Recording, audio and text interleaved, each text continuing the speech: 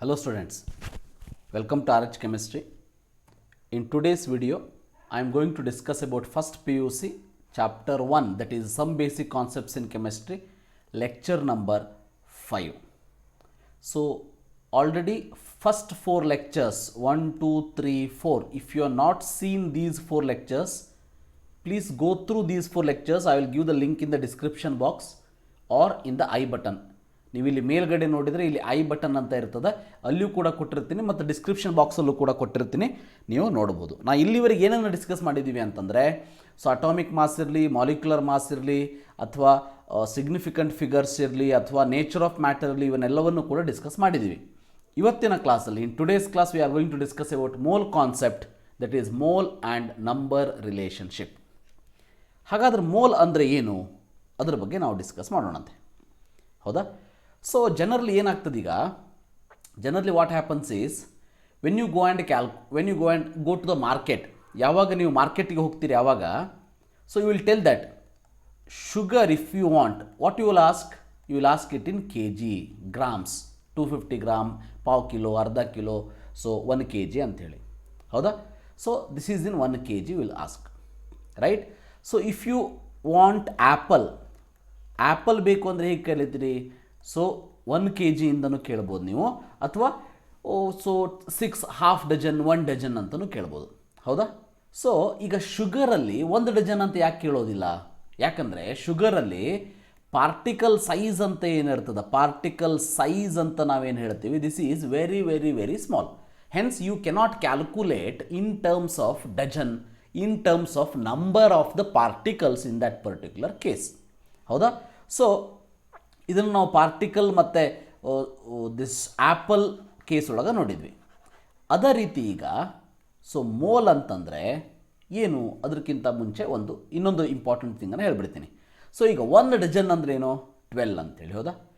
1 dozen of anything equal to 12, 1 dozen of anything equal to 10, so 12. So this we have considered by our convention. So ಈಗ ಯಾರೋ ಒಬ್ರು ಹೇಳ್ಬೋದು, sir ಇಲ್ಲ ನಾನು 1 dozen ಅಂತಂದ್ರೆ ನಾಳೆಯಿಂದ ನಾನು 14 ತೊಗೊಳೋದ್ರಲ್ಲಿ ಏನೂ ತಪ್ಪಿಲ್ಲ.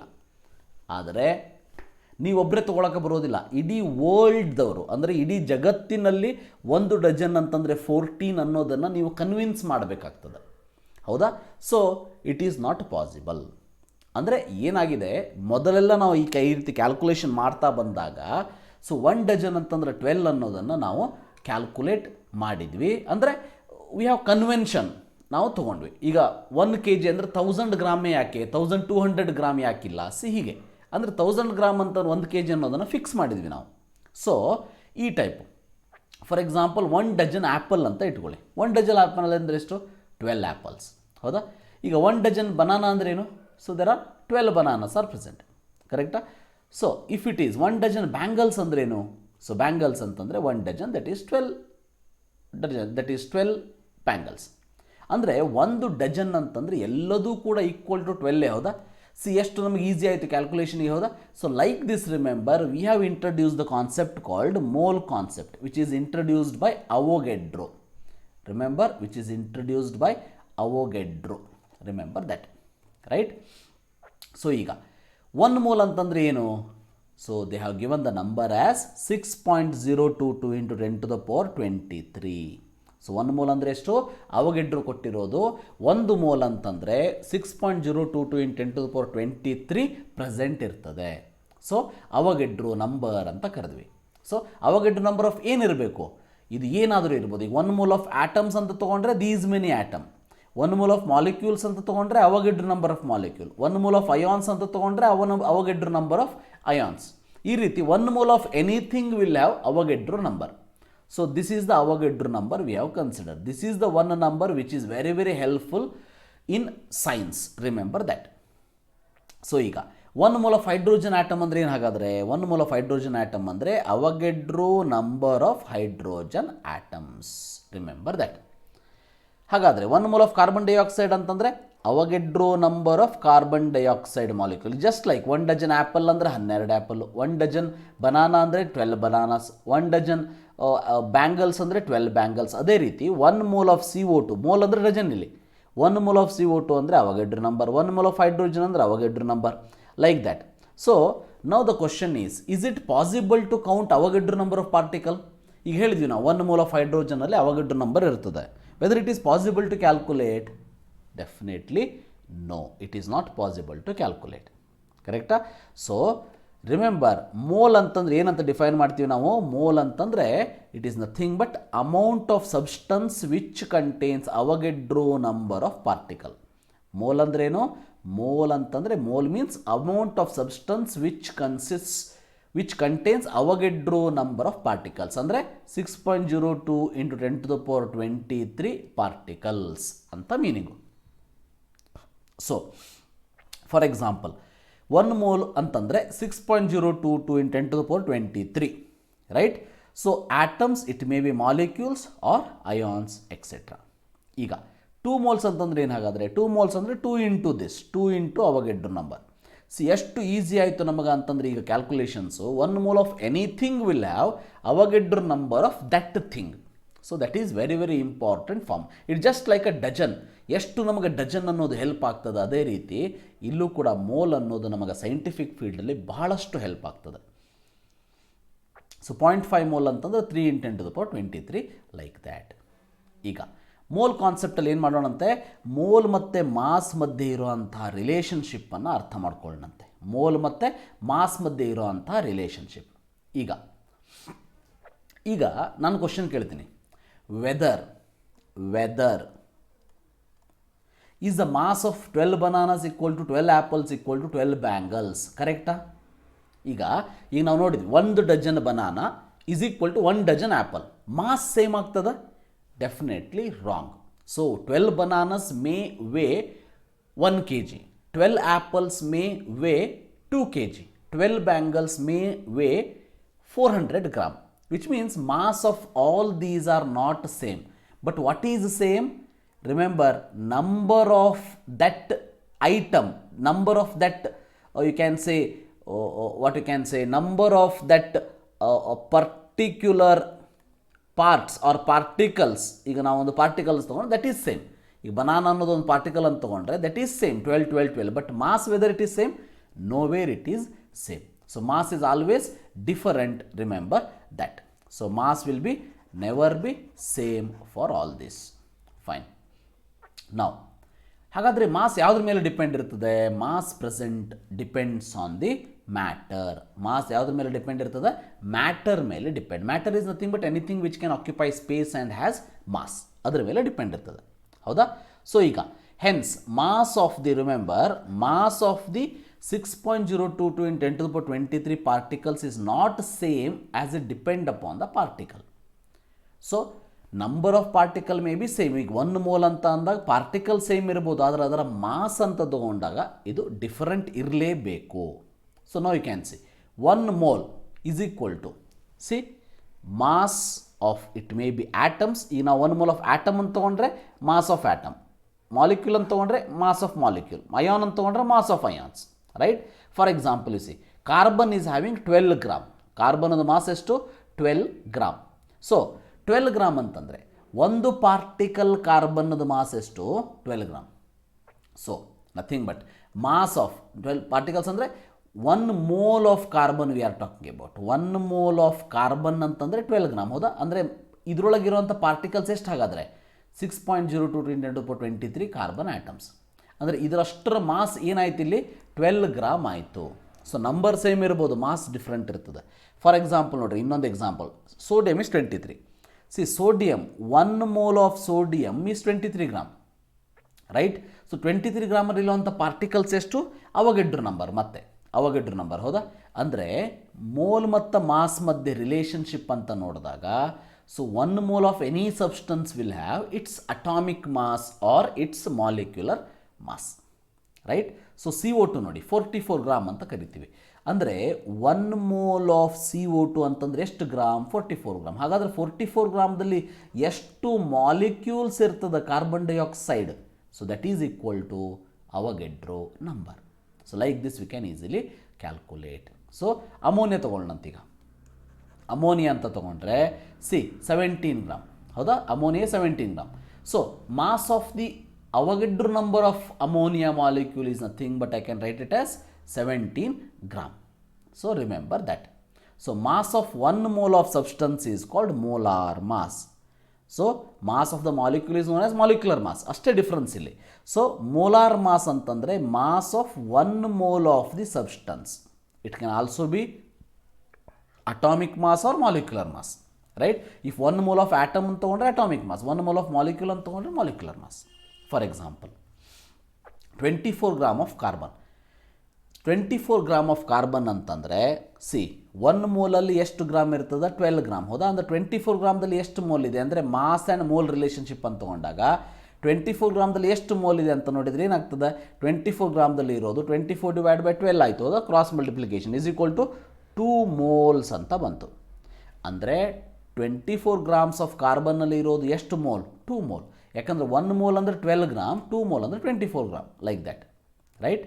ಸೊ ನಾವು 11.5 ಗ್ರಾಮ್ ಆಫ್ ಸೋಡಿಯಂ ಆಟಮ್ ಅಂಥೇಳಿ.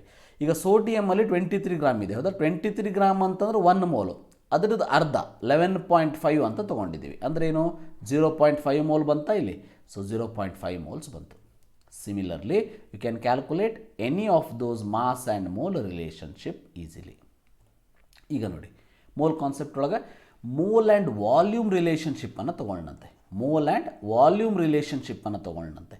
So mole and volume relationship ನೋಡಿದರೆ 1 mole of any substance, remember, occupies 22.7 dm³ of gas. ಇದನ್ನು ಕೂಡ ಕೊಟ್ಟಿದ್ದು ಅವಗೆಡ್ರೋ ಓನ್ಲಿ. ಸೊ ಇಲ್ಲಿ 22.7 dm³ ಎಟ್ STP ಅಂತ ತೊಗೊಂಡಿದ್ದೀವಿ. So remember, this is the volume occupied by 1 mole of any substance. So volume, see, generally volume is occupied by what? Gas. If it is solid or liquid, we will not talk about this. But if it is a gas, 1 mole of any gas occupies the volume called as molar volume. Molar volume, as the name indicates, you can see 1 mole of substance occupied, the volume is called as molar volume. Yes, molar volume adu 22.7 dm³. Remember, dm³ andre liter. Remember that. So 1 dm³ ಅಂತಂದರೆ 1 litre is equal to 1000 cm³ ಅಂಥೇಳಿ, nothing but what? 1000 ml ಅಂತ meaning, millilitre. ನಾವು ಎಟ್ STP it's value is 22.7 dm³ ಅಂತ ಅಂದ್ವಿ, ಹೌದು? ಎಟ್ STP ಅಂದರೆ ಏನು? Standard temperature and pressure. ಎಷ್ಟು ಹಾಗಾದರೆ? ಟೆಂಪ್ರೇಚರ್ ತೊಗೊಳ್ತೀವಿ 0 ಡಿಗ್ರಿ ಅಥವಾ 273, ಪ್ರೆಷರ್ 1 ಬಾರ್ ತೊಗೊಂಡಿದ್ದೀವಿ. ಇದನ್ನು ಒಂದಷ್ಟು ಹಳೆ ಬುಕ್ಸಲ್ಲಿ, ಇದು CBSE ಪ್ರಕಾರ, ಹಳೆ ಬುಕ್ಸಲ್ಲಿ ನೀವು ನೋಡಿದರೆ 22.4 dm³ ಅಂತಲೂ ಕಾಣಿಸ್ತದೆ. ಅಂದರೆ ಮೀನಿಂಗ್ ಏನು? 22,400 cm³. That is at, remember here, pressure is equal to 1 atmosphere. ಇದು 1 ಬಾರ್ ಪ್ರೆಷರಿಗೆ ಇಷ್ಟು, ನಥಿಂಗ್ ಬಟ್ ಎಷ್ಟು? 22,700 cm³ here, cm³. At pressure 1 atmosphere ತೊಗೊಂಡ್ರೆ 22,400 cm³ ಅಂತ ತೊಗೋತೀವಿ ನಾವು. ಸೊ ನಿಮಗೆ ಕ್ಯಾಲ್ಕುಲೇಷನಿಗೆ ನೀವು ಇದನ್ನು ಯಾವಾಗ ತೊಗೋಬೇಕು? ಅಟ್ಮಾಸ್ಫಿಯರಿಕ್ ಪ್ರೆಷರ್ ಇದ್ದಾಗ. ಜನರಲಿ CBSE ಟೆಕ್ಸ್ಟ್ ಬುಕ್ಕಲ್ಲಿ ನಾವು we are going to take 22,700 cm³ only. Remember that. For example, you see 1 mole of hydrogen gas occupies how many volume? So 22.7 dm³ volume. 3 moles of nitrogen gas occupies how many? 1 mole occupy 22.7 ಇದ್ರೆ 3 mole, 3 into 22.7 ಎಷ್ಟಾಗ್ತದೆ? So 68.1 ಆಯಿತು, ಹೌದಾ? ಅದೇ ರೀತಿ 0.5 mole of NH3 gas, right? 1 mole of NH3 22.7, half of that. So you will get 11.35 dm³ of volume. So very important point. ನಾವು will see the relationship. ಇಲ್ಲಿ ತನಕ ನಾವು ಏನನ್ನು ಡಿಸ್ಕಸ್ ಮಾಡಿದ್ವಿ ಅನ್ನೋದನ್ನು ಒಂದು ಫ್ಲೋ ಚಾರ್ಟಲ್ಲಿ ಕೊಡ್ತೀನಿ. This flow chart very important. ಇಷ್ಟನ್ನು ನೆನಪಿಟ್ಕೊಂಡ್ರೆ ಸಾಕು, many problems of moles you can easily solve. So for that I am giving this formula very important. Remember, so that is, C, mole ಅಂತಂದ್ರೆ ಏನು? ಮೋಲಾರ್ ಮಾಸ್, ಹೌದಾ? 1 mole of any substance is having molar mass of that particular substance. ಹಾಗಾದರೆ 1 mole ಅಂದರೆ ಎಷ್ಟು particle ಇರ್ತದೆ? ಹಾಗಾದರೆ 6.022 × 1023 particles ಇರ್ತದೆ. 1 mole of any substance will have these many particles, right? So ನಾವು ಹಾಗಾದರೆ ವಾಲ್ಯೂಮ್ ಎಷ್ಟು? 22.7 dm³ ಎಟ್ STP. ಈಗ ರಿಲೇಷನ್ಶಿಪ್ ಯಾವ ರೀತಿ ಇರ್ತದೆ ನೋಡಿ. So like this, mole and particle, 1 mole of anything will have these many particles. Similarly, 1 mole of molar mass will have these many particles. These many particles will have molar mass. Now, this one you can say. So, volume, 1 molar mass, 1 mole occupies these many volume. Similarly, 1 molar mass, which means whatever the molar mass is present, that will occupy these many volume.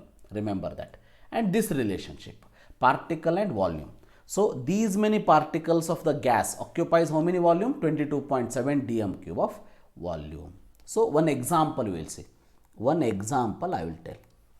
See, methane. Methane will consider. See, 1 mole of methane. 1 mole of methane ಇದು ಇಲ್ಲಿ ತಗೊಂಡೆ ಹೌದಾ. So ಅಂದರೆ ಇದರಲ್ಲಿ ಎಷ್ಟು ಇರ್ತದೆ molar mass ಎಷ್ಟು ಹಾಗಾದರೆ molar mass is 16 gram of methane. ಕರೆಕ್ಟಾ? 16 gram of methane, right. So 1 mole will have 16 gram. Now you can see ಇದನ್ನು ನಾವು ಮಾಲಿಕ್ಯೂಲ್ ಕನ್ವರ್ಟ್ ಮಾಡೋಣಂತ. These will have how many particle? 6.022 ಅಂತಲೂ ತೊಗೊಳ್ಳೋಣಂತೆ, right. So 6.022 into 10 to the power 23 particle. ಹಾಗಾದರೆ ಇದು 1 mole of methane occupies what is the volume? 22.7 dm cube of volume. So which means like this, you can see here mole and mass relationship, right? So mole and mass relationship. Second one, mole and particle relationship. Third one, mole and volume relationship. Like this 3 relationship we have seen in this particular case. Like this, remember, you can remember very easily. This is the one flow chart, right? So if you don't want to remember this flow chart, I will give you another flow chart that is like this. See, 1 mole of any substance we will consider, right? 1 mole of any substance. See, I will write it here clearly. So 1 mole of any substance. So this I will keep it in the box. Now this will have, you can see, Avogadro number of particle 022 into 10 to the power 23. 1 mole of anything will have this Avogadro number of particle. Now 1 mole of this will have molar mass, right? Molar mass. Like this. Then this 1 mole of any substance can occupy what is the volume? 22.7 dm cube of volume. 22.7 dm cube of volume. Now relationship nodi. These many particle means 1 mole. This molar mass means 1 mole. This volume occupied by 1 mole. Now this molar mass occupies what is the volume? 22.7. Now this volume occupied by how many particles? That is 6.022 in 10 to the power 23. ಹಾಗಾದರೆ 1 molar mass will have how many particle? This number of particle, like this. So for example, we will take ammonia. See, 1 mole of NH3 will have how many particle? 6.022 into 10 to the power 23 particles of NH3. 1 mole of NH3, what is the molar mass? 17 gram, right? 17 gram of NH3. This 1 mole of NH3 occupies what is the volume? 22.7 dm cube of volume, right? Now you can see these much gas occupies what is the volume? 22.7 dm cube of volume, right? Now these many particles of ammonia occupied by how much volume? 22.7 dm cube of volume. This is the mass present in, this is the mass of how many particle? Avogadro number of particle. See, one cycle get completed. Like this you can calculate very easily. Now, formula to calculate number of mole. Very, very important formula. You can remember it like this also. Mole is equal to mass divided by molecular mass ಅಥವಾ molar mass. ಯಾವುದಾದರೂ ನಡೀತದೆ. Very, very important. If you want to calculate mole, mass divided by molecular mass. ಇದು ಒಂದು relationship ಅನ್ನು ಕರೆಕ್ಟಾಗಿ ನೆನಪಿಟ್ಕೊಳ್ಳಿ. You can solve many problems on this particular mole concept. Very, very important point. I hope it is very clear. So till now what you have discussed. So we have discussed what is mole, mole to mass relationship, mass to particle relationship, particle to volume relationship. So these are the things we have discussed till now. So ಈಗ next ಕ್ಲಾಸಲ್ಲಿ ಏನು ಮಾಡೋಣಂತೆ, in the next class, in the next video I am going to discuss about very important numericals on mole concept for board exam. Remember, for board exam, very very important part. For 2 marks question can be asked like this. So those numericals I am going to discuss in the next class. Till then, so thank you for watching. So share to your friends whoever they need this particular chapter. And so ನಿಮ್ಗೆ ಅರ್ಥ ಆಗಲಿ ಅಂತ ಕನ್ನಡ ಮತ್ತು ಇಂಗ್ಲೀಷಲ್ಲಿ ಎರಡೊಂದು ಅರ್ಥ ಹೇಳ್ತಾ ಇದ್ದೀನಿ. ನನ್ನ ಮೇನ್ ಇಂಟೆನ್ಷನ್ ಕರ್ನಾಟಕ ಸ್ಟೂಡೆಂಟ್ಸ್ಗಳಿಗೆ, ಅದಕ್ಕೆ ನಾನು ಕನ್ನಡದಲ್ಲೂ ಕೂಡ ಹೇಳ್ತೀನಿ. So share to your friends and like the video if you like the content. And if you are not subscribed till now, please subscribe and support. Subscribe and support. Like this, definitely I am going to give very good content in chemistry. Thank you for watching. Have a nice day.